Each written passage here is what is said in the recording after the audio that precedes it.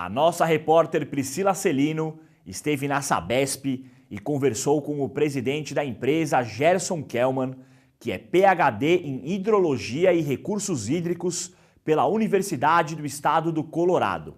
Ele falou sobre a carreira, a crise hídrica e a relação com a comunidade judaica. Confira. Olá, hoje eu vou entrevistar o presidente da Sabesp, Gerson Kellmann. Tudo bom com o senhor? Bem, como vai? Como que foi a trajetória do senhor até se tornar o presidente atual da Sabesp? Bem, me formei em Engenharia Hidráulica pela Universidade Federal do Rio de Janeiro, eu sou carioca, e depois, anos depois, eu vim a ser o presidente da Agência Nacional de Águas, no governo Fernando Henrique Cardoso. Daí eu passei para a Agência Nacional de Energia Elétrica, que é na administração Lula. Depois fui presidente da Light, fui interventor de uma empresa de energia elétrica. Eu tenho trabalhado tanto em água quanto em energia elétrica.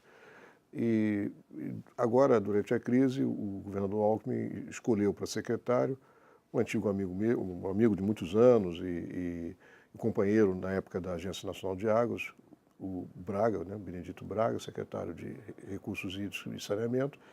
E o Braga pediu que eu enfrentasse aqui o desafio de dirigir a Sabesp em janeiro de 2015, quando a situação estava mais angustiante. E justamente falando sobre a crise, quais foram as medidas que a Sabesp realizou durante a crise e quais são as próximas medidas para que São Paulo não enfrente novamente uma crise hídrica tão forte como essa? Antes mesmo de eu chegar, a Sabesp já estava tomando uma medida muito importante, que foi retirar a água do que na época se chamava de volume morto e causou uma grande polêmica pela empresa, muita discussão. Acho que esse nome dá um pouco de receio, Esse nome é o seguinte, é como se fosse um copo que você tem uma torneira. O que está abaixo do nível da torneira só pode sair com um canudo, bombeando.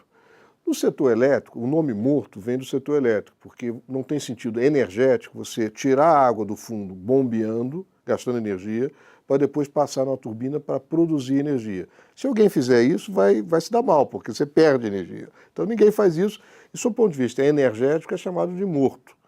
Mas do ponto de vista de abastecimento público, água para as pessoas beberem, enfim, usarem domesticamente, não tem nenhum problema.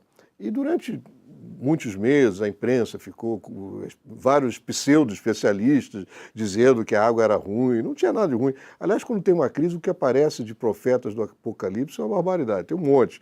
E não tinha nenhum problema, a água era de igual qualidade. A qualidade não mudou. Não. Isso foi muito bem resolvido, né? Depois, quando eu entrei, já estava sendo feito. Quando eu entrei, acrescentou-se um incremento de uma política de diminuir a pressão nas tubulações para diminuir as perdas por vazamento. A questão, vamos dizer, que já vinha antes, mas foi incrementada de bônus e ônus, quer dizer, incentivos econômicos, né? E muitas obras de integração, eu não vou dar detalhes, mas integração entre os sistemas. Isto é, a água é dividida em dois tipos de água. Água bruta antes do tratamento e água potável depois do tratamento. Nós fizemos obras para interligar mananciais de água bruta e fizemos também obras que as pessoas não percebiam bem, mas eram dentro da cidade, interligando o sistema de distribuição de água potável. Então, qual é o resultado? É que uma casa que antes abria a torneira só vinha água, por exemplo, do Cantareira, antes, depois dessas obras elas passaram a poder receber água do Cantareira e do Alto Tietê, vários sistemas produtores. Nós temos 3 obras muito importantes para serem feitas. Uma já estava em andamento, que é uma PPP, uma parceria público-privada, que traz água lá do sul do estado, do Vale da Ribeira, para cá. Uma outra obra que começou na minha gestão, que é trazer água do Paraíba do Sul. E uma terceira obra que está ainda em fase de licenciamento, muita discussão, é uma polêmica, tal, mas que acho que é uma obra espetacular para São Paulo, que é trazer água de um rio chamado Itapanhaú, que é da vertente atlântica, água puríssima. Eu posso garantir que quando essas obras estiverem prontas, os paulistas em geral, podem ficar tranquilos. Qual é a relação do senhor com a comunidade judaica? Bom, eu não sou uma pessoa religiosa, né? Eu sempre me identifico como judeu em todas as circunstâncias, né? Na juventude eu fui membro de um movimento sionista e lá foi onde eu dou muito valor a essa fase da minha vida, digamos dos 15 aos 20 anos, em que aconteceram duas coisas muito importantes. Foram os valores éticos, foram inculcados nessa ocasião, quer dizer, são os que ficam, solidariedade, também uma ligação com Israel também, assim, emotiva, cultural, histórica. Lá também foi onde eu conheci a minha esposa. Né? Então tem realmente uma parte afetiva muito enorme, forte. enorme. Eu comecei a namorar a Celeste, minha esposa, naquela ocasião, eu tinha 17 anos, ela tinha 15. Casamos alguns anos depois e estamos casados já há 46 anos. E em relação a Israel, o senhor que trabalha na questão tanto agora hídrica, mas o senhor também já trabalhou na questão elétrica, Israel é um exemplo de país? Não, Israel é fantástico. Eu visitei Israel há poucos meses atrás e fiquei, como todo mundo que conhece o assunto, fica maravilhado com o que Israel alcançou em termos de disponibilidade hídrica, o que fizeram. Né? Visitei usinas de dessalinização, grande parte da água que os israelenses bebem vem de dessalinização de água do mar, e isso é fantástico. Visitei o reprocessamento de esgoto que é utilizado na irrigação no sul de Israel e todos os aquedutos que levam água do norte para o sul. Fiquei muito interessado num projeto que está ainda em desenvolvimento, que, ao contrário do que muitas pessoas pensam que disputa pela água pode ser causa de guerra, pode ser causa de paz. Quer dizer, um projeto que me apresentaram, que eu achei interessante, foi de buscar água no Mar Vermelho, levar pela fronteira entre Israel e Jordânia, dessalinizar, usar a parte na Jordânia como vamos dizer, um ato de paz, né, e de cooperação, e depois produzir energia elétrica jogando essa água, despencando no Mar Morto, que, como sabem, fica cerca de 400 metros abaixo do nível do mar. Então, enfim, Israel, eu aprendi muito visitando lá e trouxe diversas tecnologias que estão sendo examinadas da possível aplicação aqui na Sabesp. Nós temos um método, vamos dizer, sistemático de examinar o que está sendo usado lá, o que se aplica e o que não se aplica aqui. E logo depois da crise, essa questão da sustentabilidade acabou crescendo ainda mais. Aqui em São Paulo, quais são as medidas primordiais nessa questão de sustentabilidade que a cidade precisa? Não, nós vencemos a crise, eu falei, um pouco de sorte, muito trabalho, o pessoal Sabesp, eu tinha que completar, tem uma terceira coisa, a adesão da população. A população se comportou de uma forma magnífica. Outras comunidades talvez não fizessem o que a população de São Paulo fez, que foi reduzir bastante o consumo. Hoje, na crise, nós estamos produzindo água potável, aqui na região metropolitana, cerca de 30% a menos do que na época pré-crise. Um pouquinho menos, mas na ordem de 30%. Agora, essa redução caiu de 30% para 15%, metade. Também em números aproximados. Isso significa que a população incorporou hábitos de evitar desperdício. Isso é formidável, isso é algo favorável à sustentabilidade. Do lado da população, também houve muita perfuração de poços.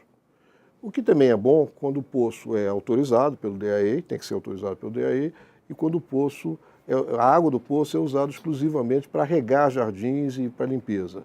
Uma coisa que não se deve fazer é misturar a água do poço na caixa d'água, com a água da Sabesp. E quando se for usado para regar jardim e para limpeza, o que é bom, é preciso que tenha autorização do DAE, o poço tem que ter uma outorga, uma autorização. Agora, a longo prazo, o que nós temos que fazer é usar as fontes de água locais. Quer dizer, as pessoas que chegam aqui em São Paulo e vai pousar em Congonhas, alguns estrangeiros me perguntam assim, mas como é que vocês têm crise de água? Você tem esse mar de água, Bines, Guarapiranga, tem o Tietê, tem... Por que nós não... Quer dizer, qual é a dificuldade de usar o Tietê, qual a dificuldade de usar Pinheiros como fonte de água? É a poluição. Bom, para resolver a poluição, não há dificuldade nenhuma. Os técnicos da Sabesp têm planos, têm projetos, e nós sabemos exatamente o que tem que ser feito. A Sabesp, ela investe, ela constrói redes coletoras de esgoto, troncos coletores, tubos, estações de tratamento de esgoto. Ela faz tudo isso a partir da conta de água paga pelo consumidor. Muita gente pensa que não só a Sabesp, mas outras empresas de saneamento, elas cobram um preço suíço, ou londrino, ou parisiense, e prestam um serviço de terceiro mundo. Sim. Não é verdade. Nós, na realidade, prestamos o serviço compatível com o que nós conseguimos arrecadar. A nossa capacidade de avançar no saneamento, para aí sim tornar sustentável, usarmos fontes locais, não precisar ir buscar água lá longe, depende de nós conseguirmos ter uma receita e lucro, né? Porque é do lucro que a gente faz o investimento. Né? E é preciso, então, que a Sabesp arranje uma maneira de aumentar a receita dela por conta de água. E o senhor escreveu a apresentação do livro Judeus Cariocas, contando um pouquinho da sua história. É verdade. Como que foi fazer parte desse livro e contar a sua história? Não, assim? Eu peguei isso já andando. Eu, quando era presidente da Light, no Rio de Janeiro, tinha a Light, pelo projeto Rouanet, para Lei Rouanet, patrocinava uma série de livros sobre imigrantes para o Rio de Janeiro. Tinha já saído a série Cariocas, Portugueses Cariocas, Árabes Cariocas, e o terceiro livro era Judeus Cariocas. Eu, como presidente, tinha que fazer uma apresentação formal, eu apresento o livro, não sei o quê, mas se tratando dos judeus cariocas, portanto, da história da minha família, dos meus pais, dos meus avós, que vieram, enfim, da Bessarabia e tal, eu digo, eu não vou fazer aqui uma apresentação formal. O livro é composto de entrevistas com um espectro amplo da comunidade judaica do Rio de Janeiro. Uma visão abrangente do que a comunidade judaica no Rio de Janeiro, que é pequena, se compõe. E, então, eu sou uma das manifestações. É um membro da comunidade judaica. Então, eu dei meu depoimento na apresentação do livro. E o senhor escreveu um livro com seus netos, não foi? Guta e suas amiguinhas. Como que surgiu a ideia de fazer este pequeno livrinho com seus netos? Eu tenho 5 netos, 3 da minha filha, que somos coautores desse livro. O Alexandre, a Gabriela e a Sabrina, são os coautores desse livro.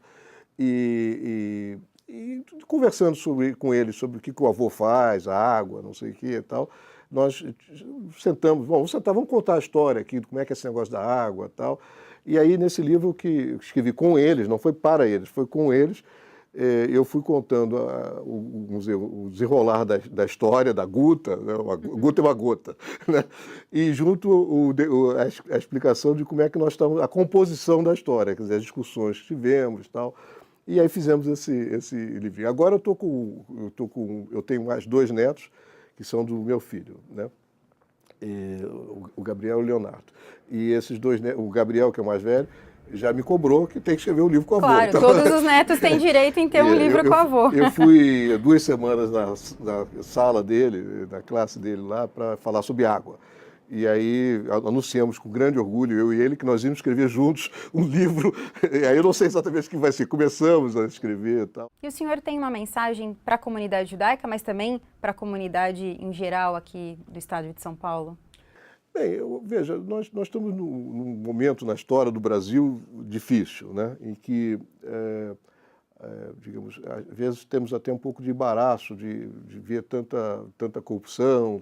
Nós temos que nos empenhar em melhorar o processo democrático e não desistir do processo democrático. Então, a minha mensagem é do que eu aprendi lá no movimento sionista, juventude sionista, do Igum Magen Yehuda, e que ficou pela minha vida fora, foi da convivência democrática e da perseguição de padrões éticos. É algo que a gente não deve se desistir disso, deve se preservar. Muito obrigada pela entrevista, Foi uma presidente. satisfação. Muito obrigada. E você, continue com o Shalom Brasil.